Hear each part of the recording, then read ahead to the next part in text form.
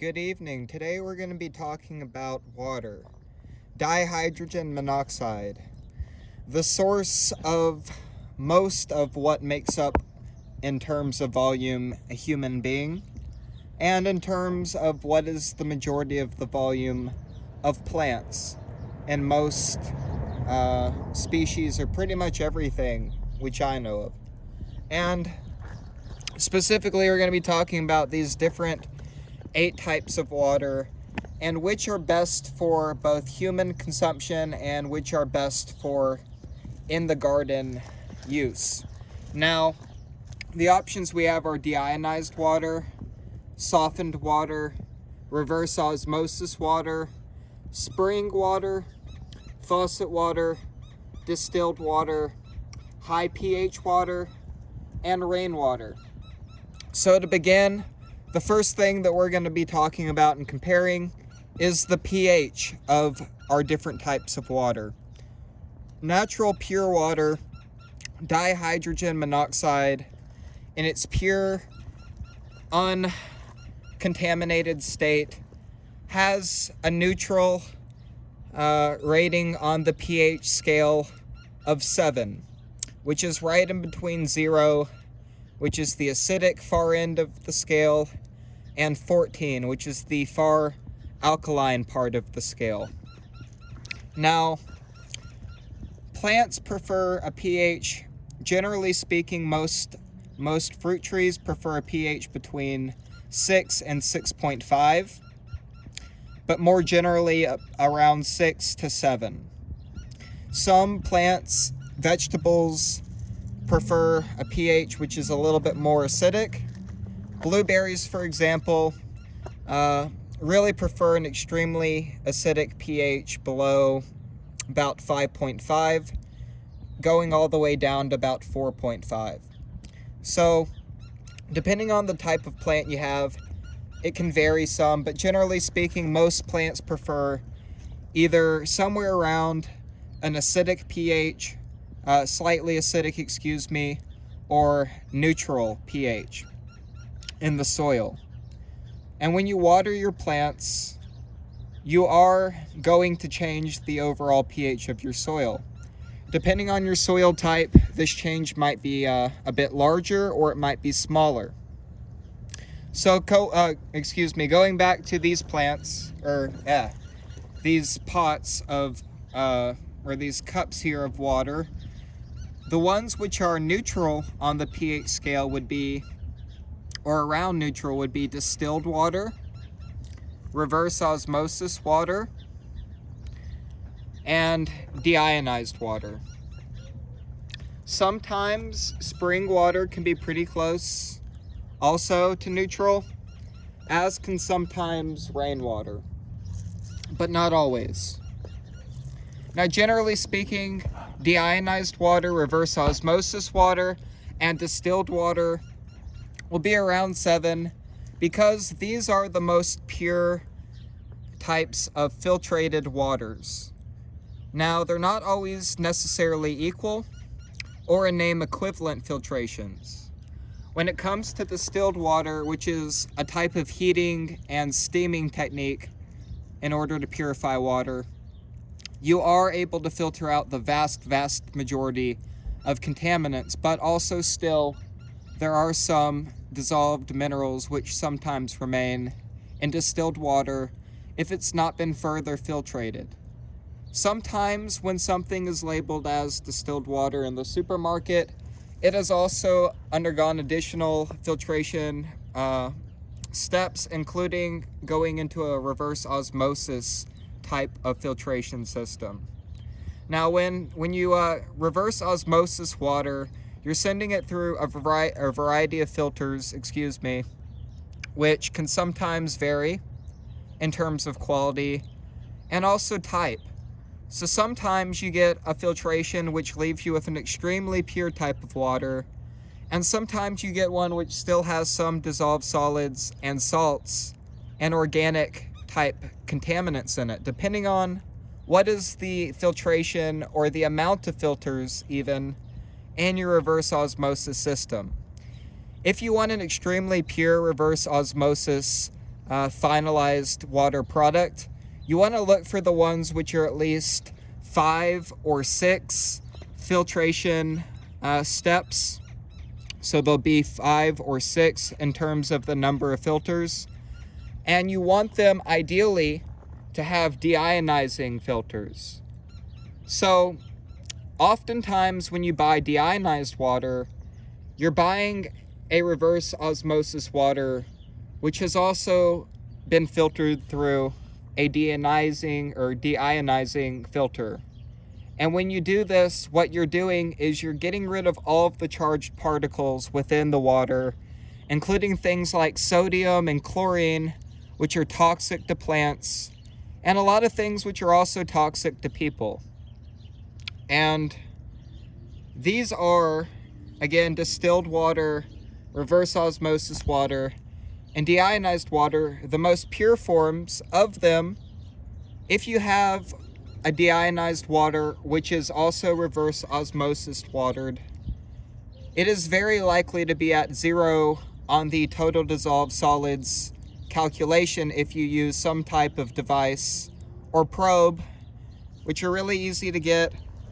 You can find them on Amazon typically for about 10 or 15 bucks and get a very accurate reading of the parts per million of total dissolved solids, or the sum of all contaminants which are in solution in your water.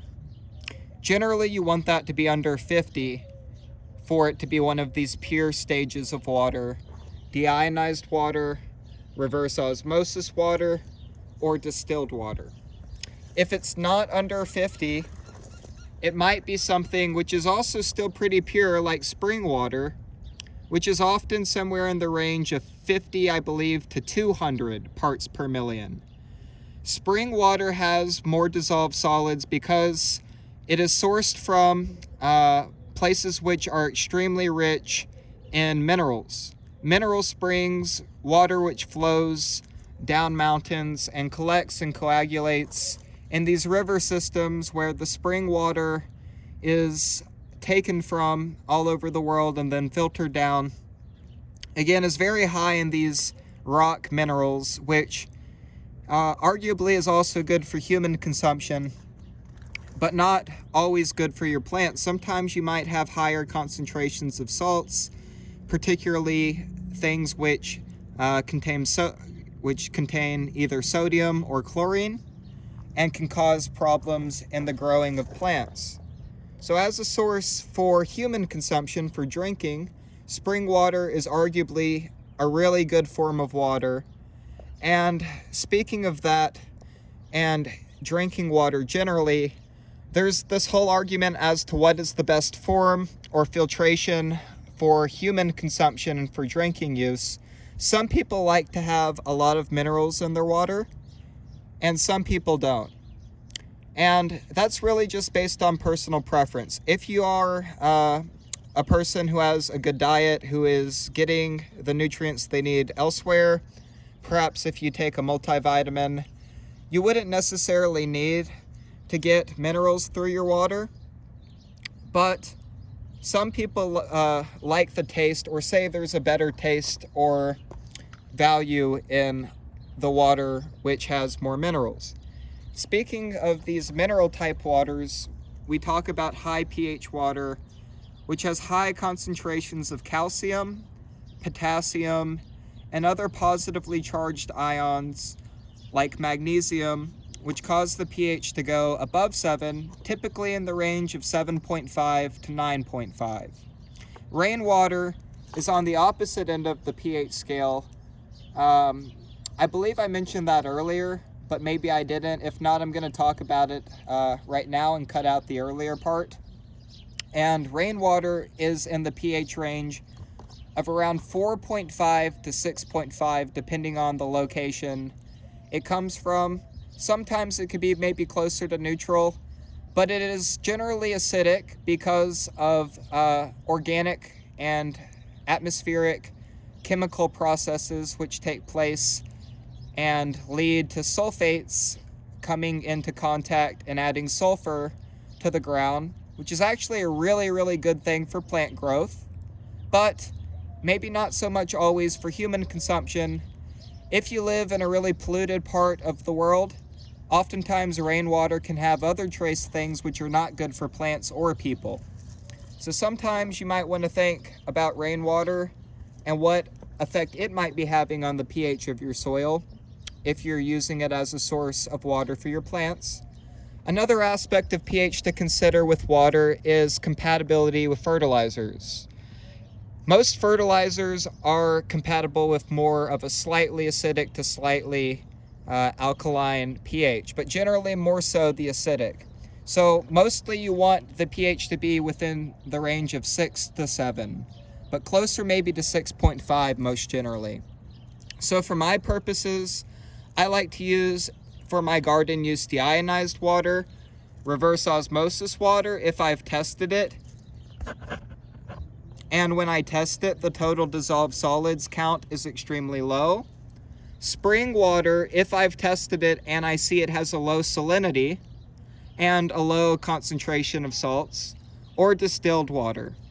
Rainwater I will also just let happen naturally, supplying the sulfur which is good for most of my vegetable and fruiting crops.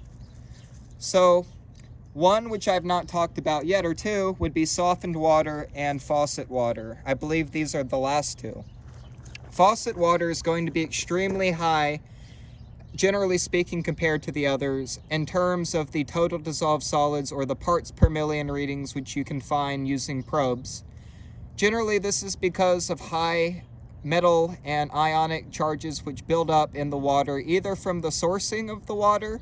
Depending on where you come from, you might have a lot of contaminants in your faucet or hose water, including filtration, things like chlorine, which are bad for plants and also bad for people generally, and things like salt, which can sometimes be very toxic to plants in these types of concentrations. When faucets are not used, or you live in an arid environment, calcium builds up quite often and causes pH of faucet water to go extremely high.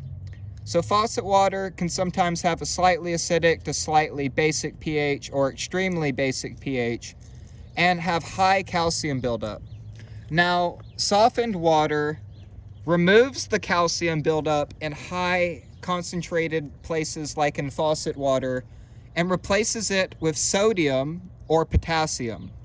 If it replaces it with sodium, that becomes extremely toxic to garden plants, so do not use softened water or faucet water generally on your plants unless you've tested it and you know it's of extremely pure source.